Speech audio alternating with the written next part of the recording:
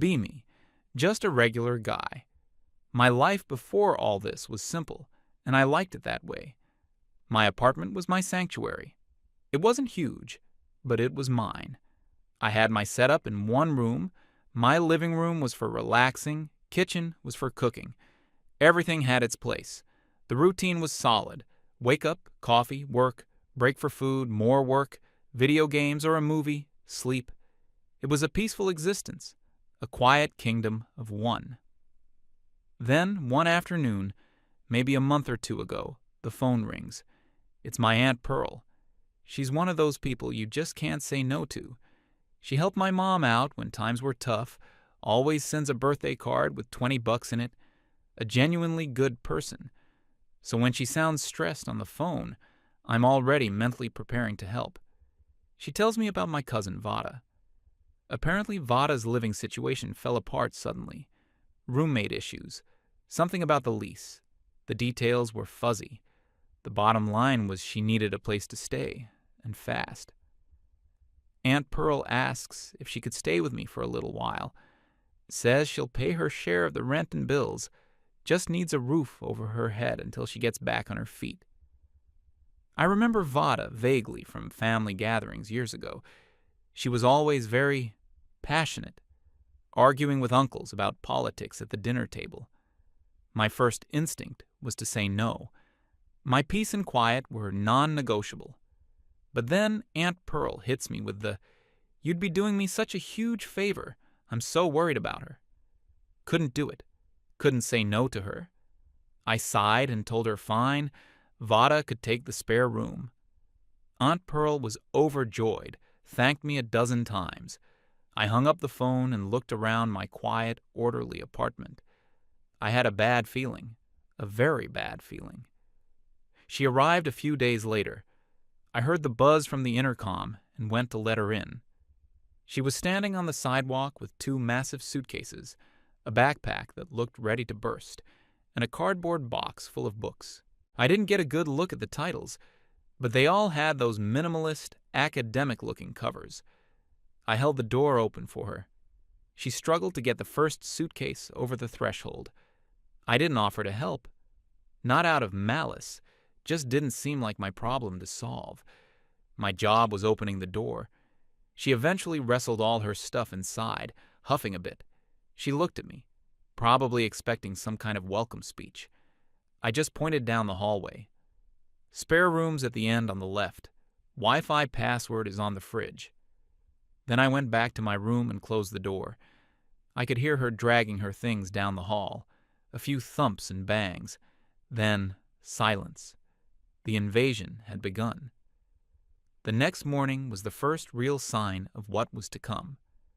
I went to the kitchen to make my usual pot of coffee. And there it was. Taped to the front of my refrigerator were 3 sheets of printer paper. At the top, in bold, capitalized letters, it read, "Safe Space Cohabitation Agreement."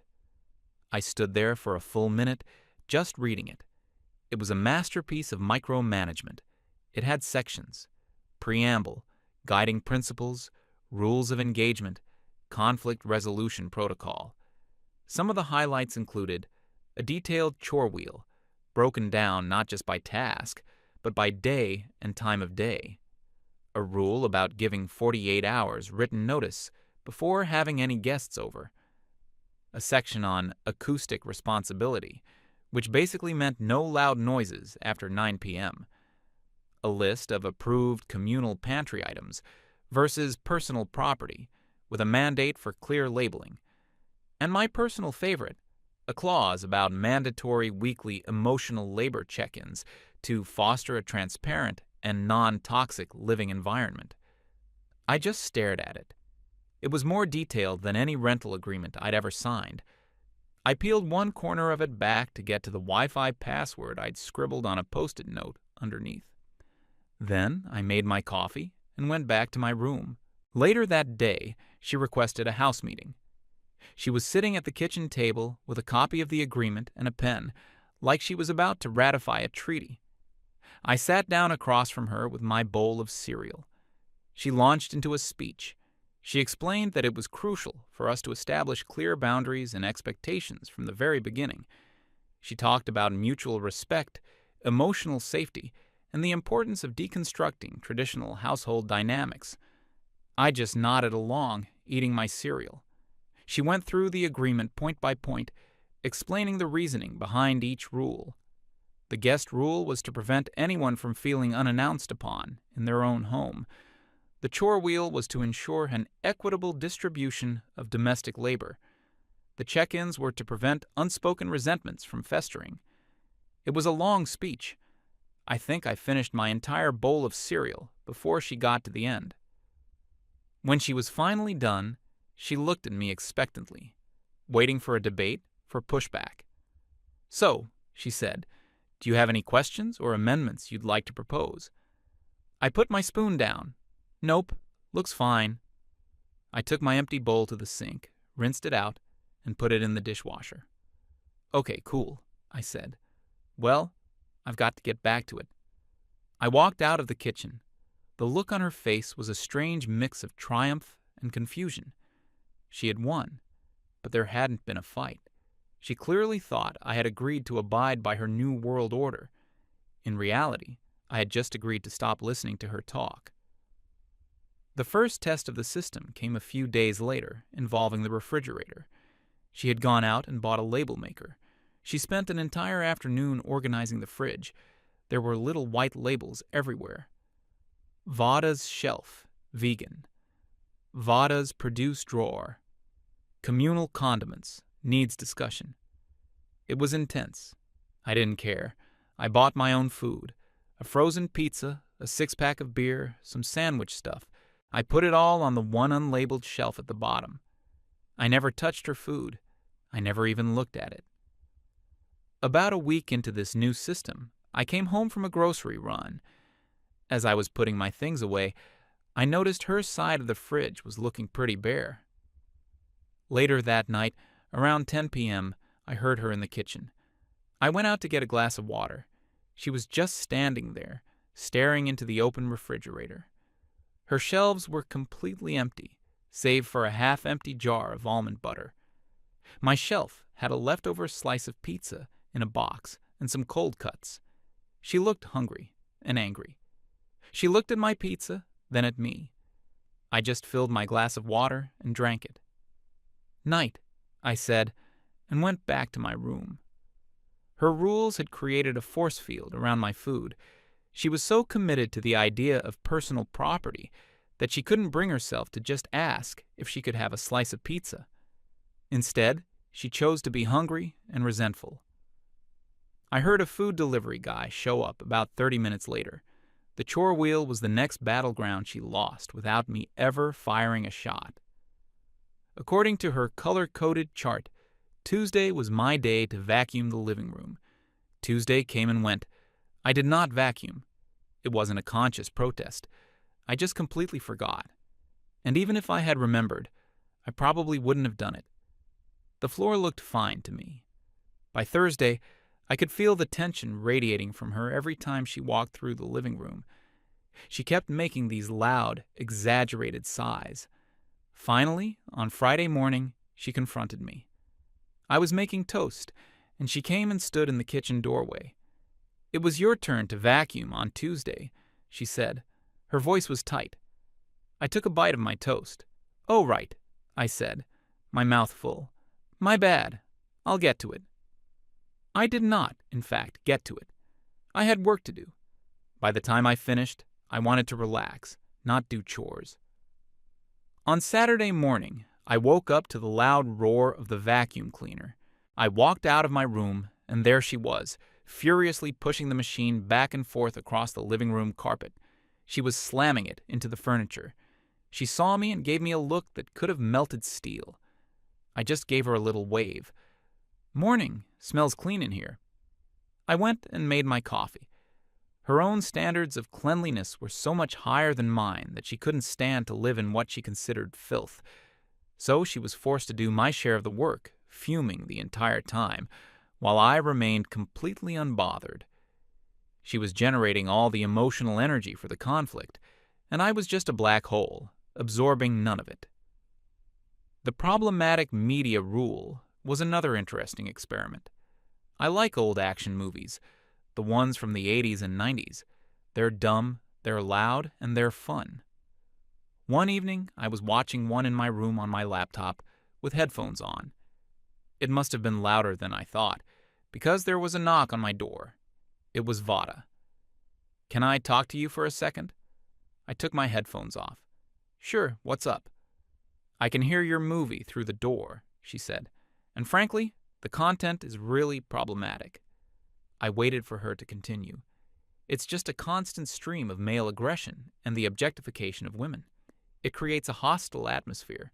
It's on the list of non-approved media from the agreement." She pointed back towards the fridge, as if the sacred scrolls were posted there. I looked at her. Then I looked at my laptop screen, where a guy was jumping away from an explosion in slow motion. "It's just a movie, Vada." I gave her a small, polite smile.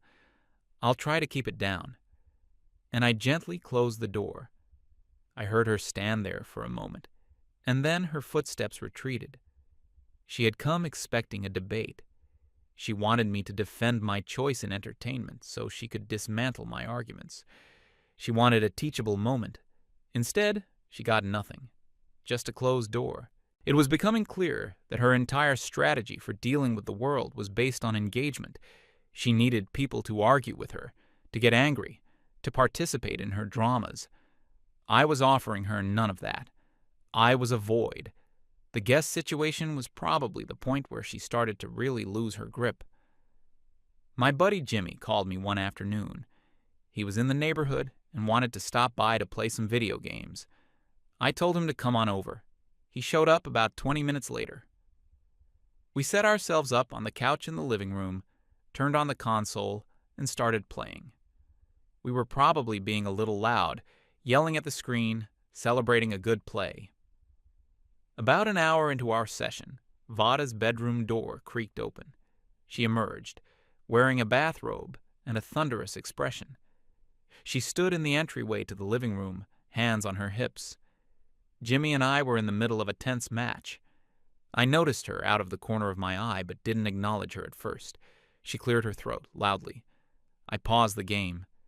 "Hey, what's up?" I asked. "Who is this?" she asked, gesturing at Jimmy. "This is Jimmy. Jimmy, this is my cousin, Vada."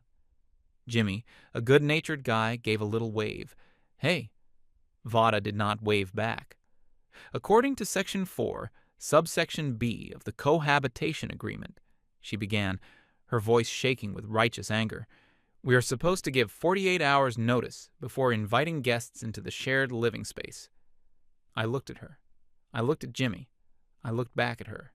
"Yeah, this was kind of a last-minute thing," I said. "He was just in the area." "That doesn't matter," she insisted. "The rule is the rule. It's about respecting each other's space and safety." I just nodded. "Okay, you're right. My bad." Then I picked up my controller. "Ready, Jimmy?" I unpaused the game. We went right back to playing, the sounds of virtual combat filling the room. Vada just stood there. She was completely speechless. I had agreed with her. I had admitted fault. But I hadn't done what she actually wanted, which was for me to kick my friend out and grovel for forgiveness. I had validated her point and then immediately rendered it meaningless by continuing to do exactly what I was doing. She stood there for another 30 seconds, just radiating fury. Then she turned around, went back into her room, and slammed the door so hard that a picture frame on the wall rattled. Jimmy looked over at me. "Is she always like this?" "Pretty much," I said. "Don't worry about it." And we kept playing. The atmosphere in the apartment after that was thick. Not for me. I was fine. I stayed in my room, did my work, played my games, but the air around Vada was electric with resentment. I started hearing her on the phone with her friend, Marin. She would pace back and forth in the living room, talking loudly, making sure I could hear. It was always the same conversation. She would complain that I was completely emotionally unavailable, that I was a perfect example of toxic masculinity, refusing to engage or communicate. She told Marin it was like living with a ghost who left dirty dishes. She said my passivity was a form of aggression, that I was stonewalling her. She used a lot of buzzwords. I guess they made her feel like she had a diagnosis for my behavior, a framework to understand why I wasn't bending to her will. Marin, on the other end of the line, was her echo chamber. Oh my God, you're so right. That's classic male behavior. You're so strong for putting up with that. It was a feedback loop of validation for her. They were convincing each other that she was a martyr, bravely enduring life with an uncooperative savage. Her passive aggression ramped up. She started leaving notes, a post-it on my bedroom door. Some of us are trying to sleep. After I'd accidentally dropped something at 11 p.m., a note on the bathroom mirror. A clean space is a happy space. Let's all remember to wipe down the counter after we use it. She even started rearranging my things in the common areas.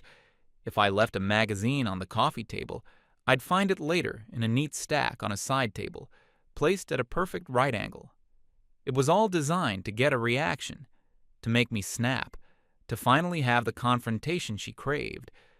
But it was like throwing pebbles at a brick wall. I simply threw the notes away. I moved my magazine back. I didn't say a word. Every attempt she made to draw me into her drama was met with a calm, quiet, indifferent nothing. I wasn't trying to be difficult. I was just trying to live my life, my peaceful, quiet life.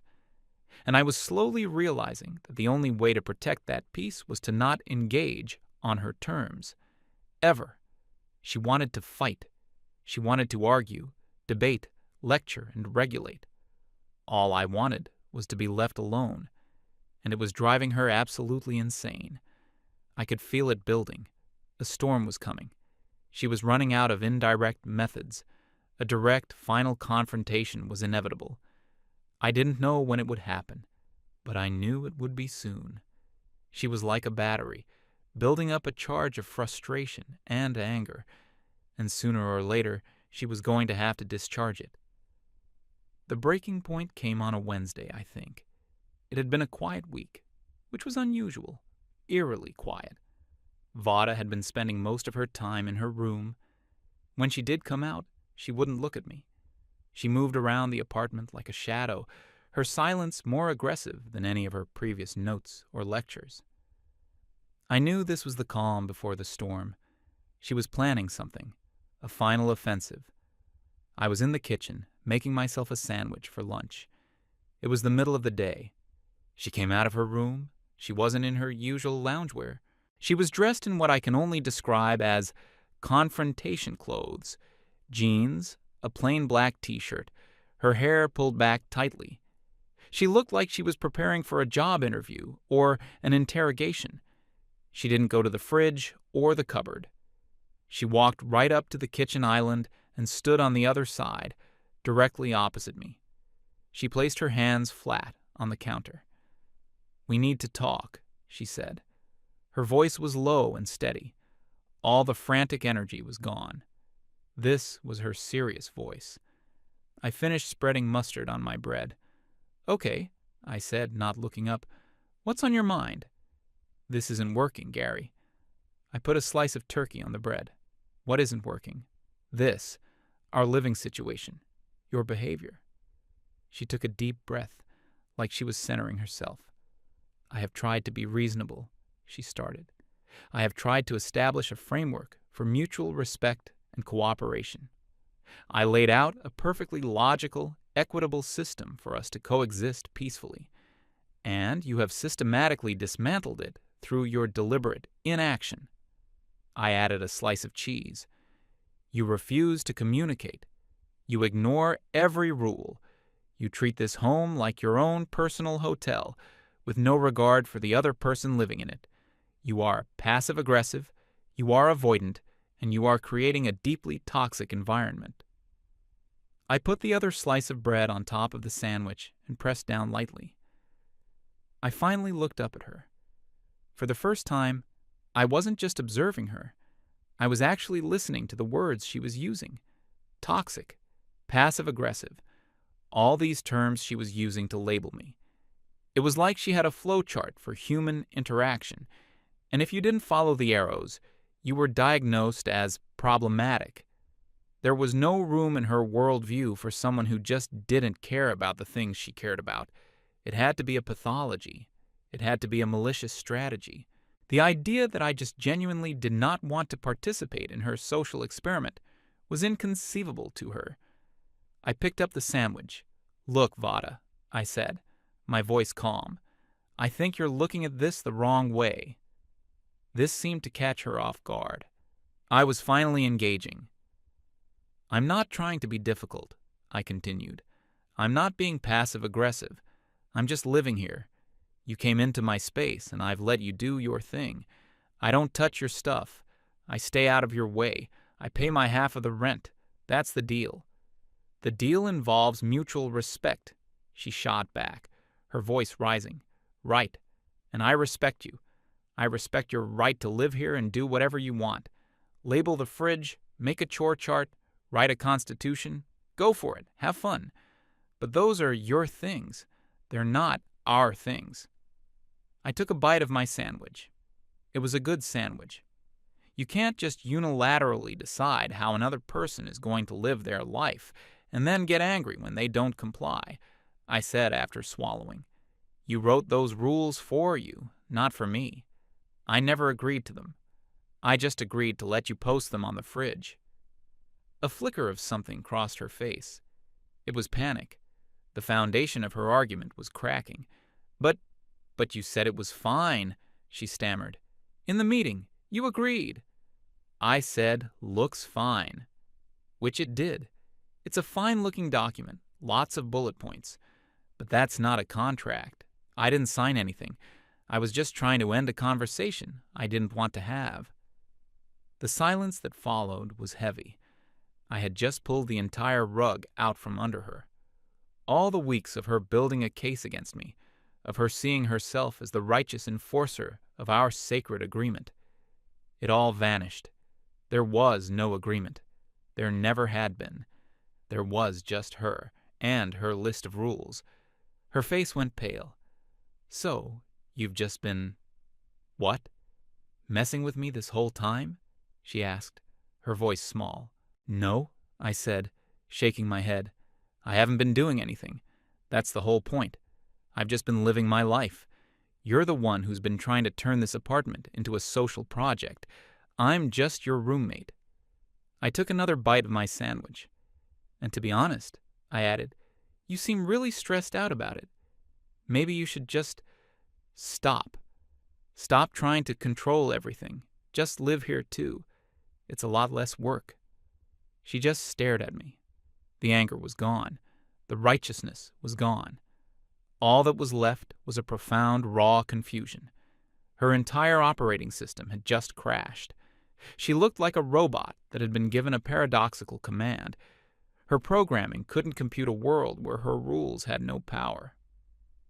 Without another word, she turned and walked slowly back to her room, closing the door behind her. I finished my sandwich in the quiet kitchen. The storm had finally broken. And it had been a fizzle, not a bang. The aftermath was strange. The cohabitation agreement disappeared from the fridge that night. The chore wheel came down. The labels in the fridge stayed, but they seemed less like commandments and more like suggestions. Vada became a ghost. She would only leave her room when she was absolutely sure I wasn't in the common areas. I'd hear her door creak open late at night, the soft padding of her feet to the kitchen, the quiet click of the fridge, and then the retreat back to her room. We went days without seeing each other. Her loud phone calls with Marin stopped, or at least she started having them quietly in her room with the door closed. The tension was gone, replaced by a deep, awkward emptiness. It wasn't hostile. It was just nothing. We were two strangers living in the same building, sharing a kitchen. One afternoon, I was walking down the hall, and her door was slightly ajar. I heard her voice. She was crying. It wasn't loud, dramatic sobbing. It was that quiet, hopeless kind of crying. She was on the phone, presumably with Marin. "I don't understand," she was saying between sniffles. "I did everything right. I set boundaries. I communicated my needs. And he just doesn't care. It's like I don't exist." There was a pause. I could faintly hear Marin's tinny voice on the other end, probably offering the usual platitudes. "But what am I supposed to do?" Vada asked. "He won't fight me. He won't even get mad. How are you supposed to resolve a conflict with someone who won't even acknowledge that a conflict exists?" I kept walking. It felt wrong to listen, but her words stuck with me.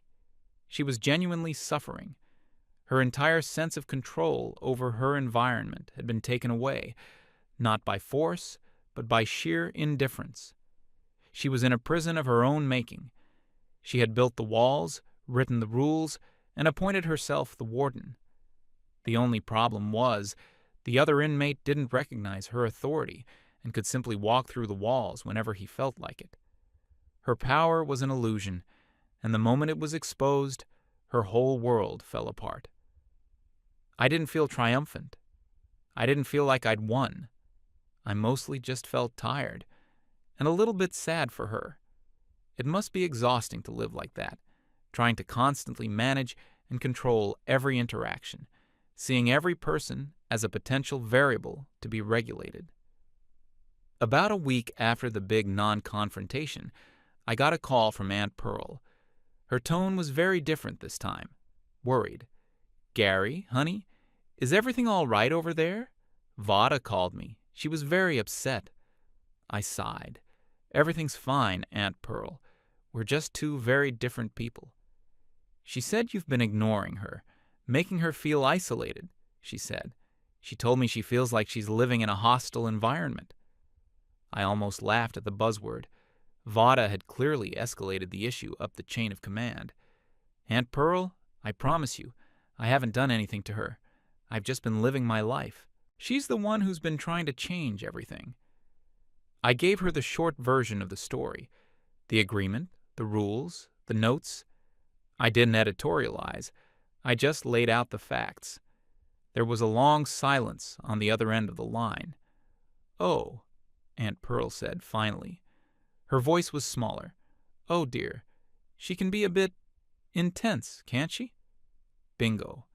"She just has very strong ideas about how things should be," Aunt Pearl added, sounding like she was trying to convince herself. "That's one way to put it," I said. "Look, she's safe here. She has her room. But I'm not going to walk on eggshells in my own apartment. I can't do it." "I understand," she said, and she actually sounded like she did. "Thank you for being patient with her, Gary. I'll talk to her." We hung up. I knew what was coming. A few days later, I came home and saw 2 suitcases and a familiar cardboard box of books by the front door. Vada was in the kitchen, wiping down the counters. She looked up when I came in. Her eyes were red-rimmed. "I'm moving out," she said. No preamble. I just nodded. "Okay." My aunt helped me find a room in a house with some other girls. "It'll be a better fit." "Probably," I agreed. There was a long, awkward silence. She finished wiping the counter and threw the paper towel away. "I'm sorry," she said suddenly, so quietly I almost didn't hear it. I looked at her. "For what?" "For all of it," she said, gesturing vaguely at the apartment around her. "I was trying to make things work, but I guess I went about it the wrong way." It was the closest she could get to admitting she was wrong. It wasn't a full apology, but it was something. "It's okay," I said, and I meant it. Water under the bridge. Another silence. "Well," she said, "my ride will be here in a few minutes." "All right. Good luck with the new place." And that was it. I went to my room and closed the door, giving her space to leave. A little while later, I heard the front door open and close. I heard her struggling with her suitcases one last time. Then, the sound of a car driving away. I waited a few minutes, then went out into the living room. The apartment was empty. It was quiet. The air felt lighter. I walked over to the fridge. It looked naked without the 3-page manifesto taped to it. I opened it. Her shelves were empty and wiped clean. It was just my food in there now. My pizza, my beer, my sandwich stuff. My quiet, orderly kingdom had been restored. The invasion was over. I hadn't fought a single battle, but I had won the war. I grabbed a beer, sat down on my couch, in my living room, in my apartment. And for the first time in what felt like a very long time, it was completely, totally, and beautifully peaceful. I didn't hate her. I didn't wish her ill. I just hoped that wherever she ended up, she would learn that you can't force the world to bend to your will. Sometimes, you just have to let people be. And sometimes, the most powerful thing you can do is nothing at all.